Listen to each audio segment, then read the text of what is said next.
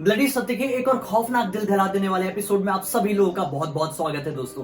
मैं निखिल आज आप लोगों के सामने दुनिया का एक ऐसा खौफनाक सच्चा दिल दहला देने वाला किस्सा लेके आया हूं जिसे सुनकर आप लोग जरूर हैरान हो जाएंगे, जिसे सुनकर आप में से बहुत सारे लोग रात में पानी पीने के लिए भी नहीं उठ पाएंगे। एक ऐसा किस्सा लेके आया हूं जिस किस्से के जिक्र दुनिया के हर एक ग्रंथों में है। कोई उन्हें पिशाच कहता है, कोई उन्हें राक्षस कहता है, तो कोई उन्हें वैम्पायर्स कहता है। मैं आप लोगों के सामने वैम्पायर से जुड़ी हुई एक ऐसी सच्ची घटना लेके आया हूं जिसे सुनकर आप लोग जरूर हैरान हो जाएंगे। मैं इस वीडियो के जरिए आप लोगों के सामने कुछ ऐसे तथ्य रखने वाला हूं जिसे सुनकर आप लोग भी सोचने पर मजबूर हो जाएंगे कि क्या सचमुच किसी पिशाच, राक्षस या फिर वैम्पायर का वजूद होता है। अगर आपको जानना है तो बने रहिए मेरे साथ अंत तक। चलो जल्दी जल्दी सब्सक्राइब कर दो वरना पता है ना कौन आ जाएगा। इस दुनिया में वैम्पायर्स को लेके आने की, पिशाचों को लेकर लोग अलग अलग की गुत्थियां बताते हैं। एक तरफ है साइंस जो अपना एक अलग ही लॉजिक बताता है, तो दूसरी तरफ है हमारी लोक कथाएं जो अपने एक अलग ही किस्से सुनाती है। दोस्तों आज मैं आप लोगों के सामने इन दोनों तरह के तथ्य रखने वाला हूं जिसे सुनकर आप लोगों को ही डिसाइड करना है कि आपको ज्यादा भरोसा किसके ऊपर होता है। कमेंट सेक्शन में जरूर बताइएगा। दोस्तों लोक कथाओं के हिसाब से वैम्पायर या पिशाच या राक्षस कुछ ऐसी प्रजातियां होती है जो ना ही इस दुनिया में पूरी तरह से जीवित रहती है और ना ही पूरी तरह से मृत रहती है, जो ना ही एक इंसान पूरी तरह से होते हैं और ना ही पूरी तरह से एक जानवर होते हैं। वैम्पायर या पिशाच या राक्षस एक ऐसी चीज होती है जिन्हें खून पीने की तलब लगती है। कहा जाता है कि अगर वो खून नहीं पीते हैं तो उनके अंदर शक्तियां नहीं आती है, और अगर वो काफी समय तक खून से दूर रहे, चाहे वो इंसान का खून हो या जानवर का खून हो, उनकी मौत हो सकती है। दरअसल बहुत सारे लोगों का ये भी कहना है कि वैम्पायर्स या राक्षस अमर होते हैं, उनकी मृत्यु नहीं होती है क्योंकि वो मौत और जीवन के बीच में ही खड़े रहते हैं। भूत पिशाच निकट नहीं आवे, महावीर जब नाम सुना।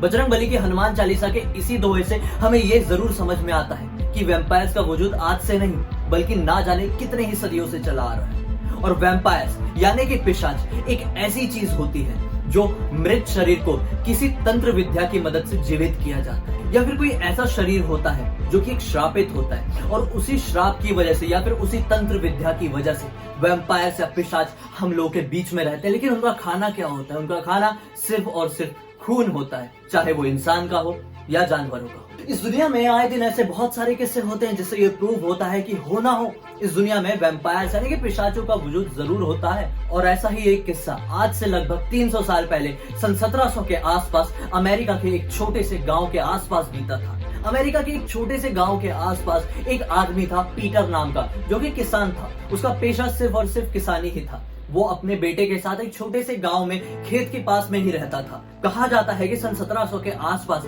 वैम्पायर के किस्से इस दुनिया में कुछ ज्यादा ही फेमस हो रहे थे। ड्रैकुला नाम का एक जीव, एक प्राणी जो कि वैम्पायर का सरदार माना जाता था, वो बहुत ज्यादा किस्सों में सुर्खियों में आने लगा था। और उसी दौरान अमेरिका के उस छोटे से गांव में उस किसान का घर मतलब कि पीटर का घर बिल्कुल आम घरों की तरह, आम जिंदगी की तरह ही चल रहा था। पीटर रोज सुबह अपने घर से अपने बेटे को अकेला छोड़कर काम के लिए निकलता, अपनी किसानी करता और घर पर लौटता तो दोनों ही एक साथ खाना खाकर सो जाया करते थे। इसी तरह से दिन बीते जा रहे थे, साल बीते जा रहे थे। पीटर के बच्चे की उम्र लगभग 12 साल हो चुकी थी और फिर एक रात पीटर की मौत संदिग्ध तरह से हो गई।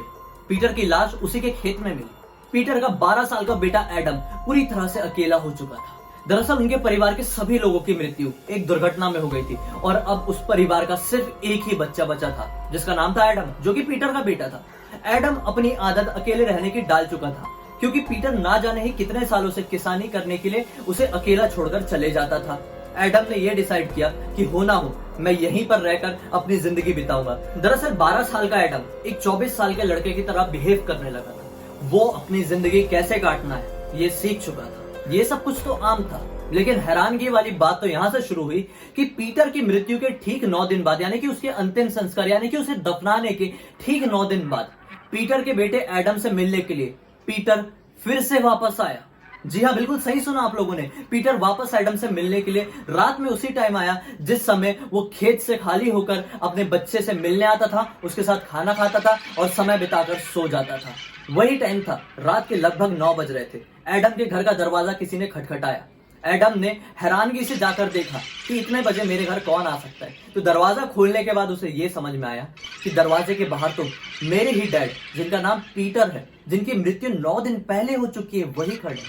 वो देख के बिल्कुल हक्का बक्का रह गया। दरवाजा खोलने के बाद पीटर ने सिर्फ उससे यही कहा कि मुझे खाना खाने के लिए कुछ दे दो, मुझे बहुत ज्यादा भूख लगी है, और उसके बाद खाना खा के सो जाना है क्योंकि कल सुबह मुझे खेत जल्दी पहुंचना है। एडम खुश भी था और डरा हुआ भी था। उसे समझ में नहीं आ रहा था कि वो किस तरह से रिएक्ट करे।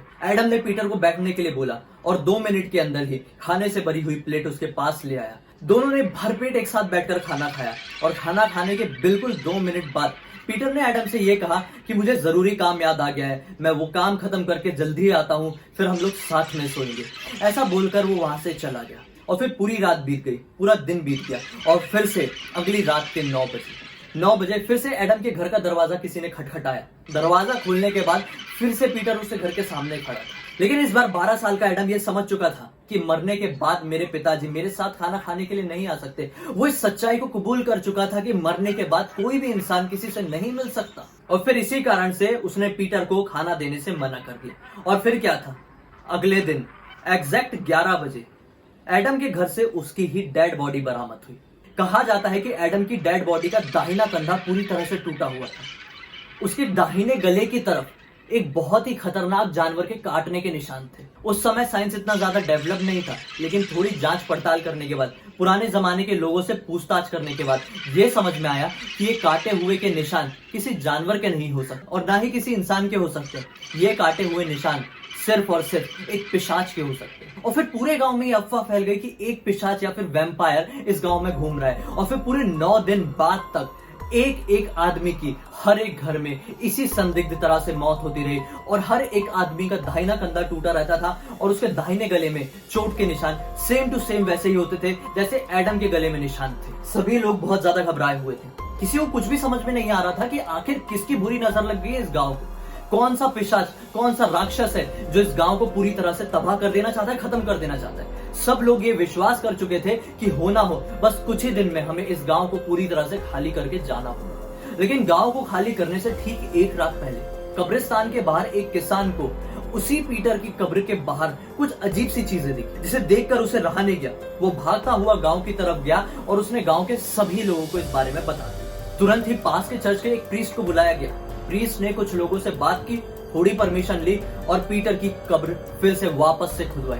वापस से कब्र खुदवाने के बाद लोगों को क्या दिखाई देता है कि पीटर की डेड बॉडी मृत्यु होने के पूरे 18 से 20 दिन बाद तक भी सही सलामत है। उसके कपड़े आज भी उसी तरह से खून से रंगे हुए हैं। उसके सीने में एक लोहे का सरिया घुसा हुआ है। उसके मुंह में कुछ पक्षियों के पंख थे और आज भी उसकी डेड बॉडी ऐसी ही लग रही थी कि जैसे कि सिर्फ 2 मिनट पहले इसे दफनाया गया, जो कि साइंटिफिकली पॉसिबल नहीं था।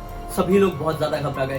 प्रीस्ट तुरंत ही समझ गया कि होना हो कि इसके अंदर कुछ तंत्र विद्या की गई है, होना हो इसके अंदर किसी बुरी आत्मा का साया आ चुका है और ये अपनी कब्र से बाहर निकलता है या फिर इसी कब्र से इसको बाहर निकालने में कोई मदद करता है और फिर वही इस गांव की मौत की तबाही का कारण बनता है। तुरंत ही उसकी डेड बॉडी को वहां से उठाया गया और जलाकर उसका एक और अंतिम संस्कार कर दिया गया। जलने के बाद फिर कभी भी पीटर उस गांव में वापस नहीं आया। ये खबर वो टाइम पर बहुत ज्यादा विख्यात हुई और ये खौफनाक वैम्पायर के किस्से के कारण वैम्पायर के वजूद ने एक नया छोर पकड़ लिया। वैम्पायर होता है या नहीं, इसके पूरे पुख्ता सबूत आपको अमेरिका में मिल सकते हैं। दरअसल अमेरिका में एक ऑर्लिन नाम की जगह है। कहा जाता है कि उस जगह में लगभग 5000 लोग हैं और उस 5000 लोगों की खासियत यह है कि वो लोग एक दूसरे का खून पीते हैं या फिर जानवरों का खून पीते हैं। उनकी खुराक सिर्फ और सिर्फ खून है। हालांकि अभी तक कोई ऐसे पुख्ता सबूत नहीं मिले हैं जिनसे ये साबित होता हो कि वो लोग इंसान नहीं वैम्पायर ही है। लेकिन ये भी सोचने वाली बात है कि कोई इंसान की कैसे खुराक सिर्फ और सिर्फ खून हो सकती है। कैसे कोई इंसान सिर्फ और सिर्फ इंसानों और जानवरों का खून पीकर जिंदा रह सकता है। ऑर्लिन में ये चीज पॉसिबल है, ऑर्लिन में ये होता चला रहा है। दरअसल कहा यह जाता है कि कुछ साल पहले तक ऑर्लिन में लगभग 200 लोगों की जनसंख्या थी, लेकिन अब वो 200 लोगों से बढ़कर 5000 के आसपास पहुंच चुकी है और वो लोग सिर्फ और सिर्फ एक दूसरे का या जानवरों का खून पीते हैं। इस किस्से में साइंस का ये पहलू है कि ये एक तरह की बीमारी होती है। वैम्पायर या पिशाच जैसी कोई भी चीज इस दुनिया में नहीं होती, ऐसा हमारा विज्ञान कहता है। विज्ञान ये कहता है कि अगर किसी को कोई एक अलग तरह की बीमारी हो जाए, एक मेंटल डिसऑर्डर हो जाए, तो उसी वजह से उस इंसान को खून पीने की तलब लगती है, एक इच्छा जागृत होती है उसके मन में। जैसे कोई इंसान सिगरेट पीता है, ड्रिंक करता है और किसी वजह से उसको सिगरेट या ड्रिंक नहीं मिल पाती है, तो उसके मन में तलब मचती है और ऐसा फील होने लगता है कि अब मेरी लाइफ से सब कुछ खत्म हो गया, उसकी शक्ति खत्म होने लगती है। तो वैसी ही एक तलब खून की भी होती है, एक बीमारी में खून की तलब लगती है। और अगर आप लोगों को खून नहीं मिला तो आप लोग भी कमजोर होते चले जाएंगे और आपको ऐसा लगेगा कि हमारी जिंदगी खत्म हो गई और अब हम मरने ही वाले। लेकिन सच्चाई कुछ और होती है, वो दरअसल एक बीमारी है, ऐसा हमारा साइंस कहता है। साइंस वैम्पायर, पिशाच या राक्षस जैसी बातों को सिरे से नकारता है। साइंस सिर्फ इतना ही कहता है कि ऑर्लिम में भी ऐसे ही बहुत सारे लोग हैं जिन्हें ये बीमारी हो चुकी है और ऐसी ही बीमारी आए दिन बहुत सारे लोगों में देखी जा सकती है। साइंस इस बात को सिरे से नकारता है कि किसी भी इंसान को मरने के बाद जिंदा किया जा सकता है। और वहीं दूसरी तरफ हमारी लोक कथा ये कहती है कि साइंस यहाँ पर पूरी तरह से गलत है। लोक कथाओं के हिसाब से मरे हुए लोगों को कुछ तंत्र विद्याओं की मदद से, कुछ अलग तरह की शक्तियों की मदद से जीवित किया जा सकता है और उनके अंदर एक वापस से एक ऐसी आत्मा का प्रवेश कराया जा सकता है कि जो इस दुनिया को खत्म करने की ताकत रखती है। और वहीं पर साइंस के हिसाब से कुछ भी ऐसा करना पॉसिबल नहीं। आप लोगों को क्या लगता है कमेंट सेक्शन में बताइए कि क्या सचमुच पिशाच, वैम्पायर या राक्षस हो सकते हैं, या फिर सिर्फ और सिर्फ ये एक तरह की मनगढ़ंत कहानी है जो सिर्फ और सिर्फ बच्चों को डराने के लिए ही बनाई जाती है। इस वीडियो को ज्यादा से ज्यादा शेयर कीजिए अपने फ्रेंड्स के साथ, अपने फैमिली मेंबर्स के साथ, और उनकी सलाह भी लीजिए कि क्या ऐसा सचमुच पॉसिबल है। यहाँ पे उनको कौन सही लगता है उनसे ये भी पूछिए और कमेंट सेक्शन में मुझे जरूर बताइए। मेरे साथ इसी तरह से जुड़े रहिए क्योंकि मैं हर रात इसी तरह से कमाल कमाल के खौफनाक वीडियोस आप लोगों के पास लेके आता हूँ। आप लोगों को नई नई तरह की इन्फॉर्मेशन देता हूँ और आप लोगों को थोड़ा सा डरा भी देता हूँ। जाते जाते मेरे चैनल को भी सब्सक्राइब कर दीजिए और बेल आइकन को भी दबाना मत भूलिए ताकि मैं जब भी नई वीडियोस लाऊं आप लोगों तक उसकी नोटिफिकेशन मिल जाए। बहुत बहुत धन्यवाद।